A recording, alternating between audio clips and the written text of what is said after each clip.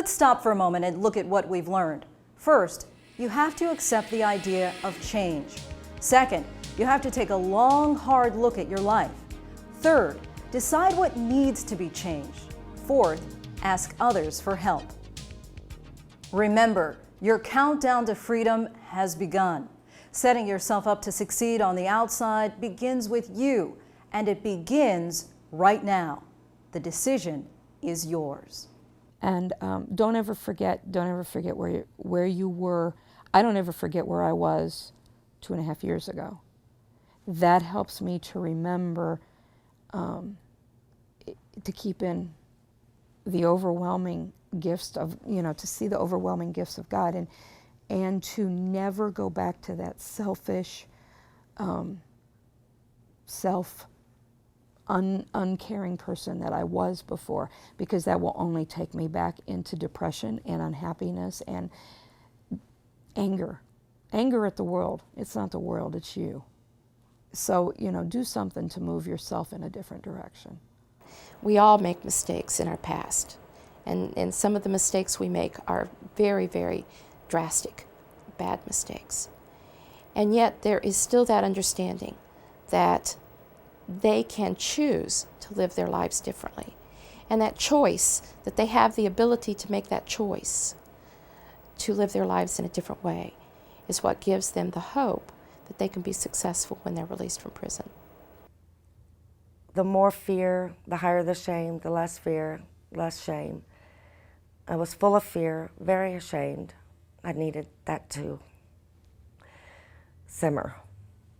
So that drove me, that the more I did that was rewarding, that had no shame connected to it, the more that shame would lessen.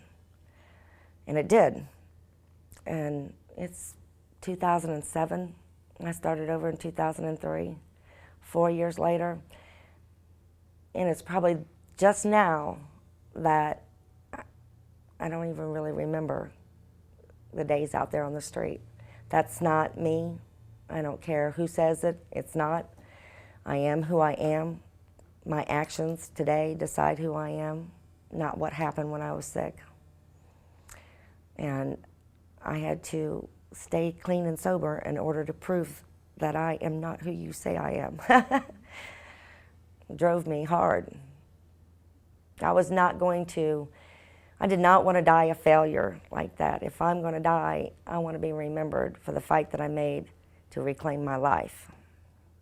That's what makes it worth it, because after all that you've been through, and if I can say this, all the hell you've put yourself through and that other people have put you through, just the satisfaction of knowing that after having gone through all that, I can be accepted again. I can be, even if nobody else accepts me, I can accept myself.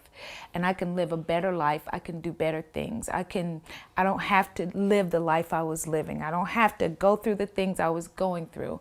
I can have what everybody else has, and I can get it legally. I can do it, and I don't have to worry about looking over my back, worrying that the police are going to come and pick me up because I did this legally. I did what I needed to do to help me. That's more satisfaction than anything, although it helps when people accept you. It helps when your parents say, oh, I'm proud of you, and even when your kids say, I'm proud of you. But more than anything, you have to do it for yourself.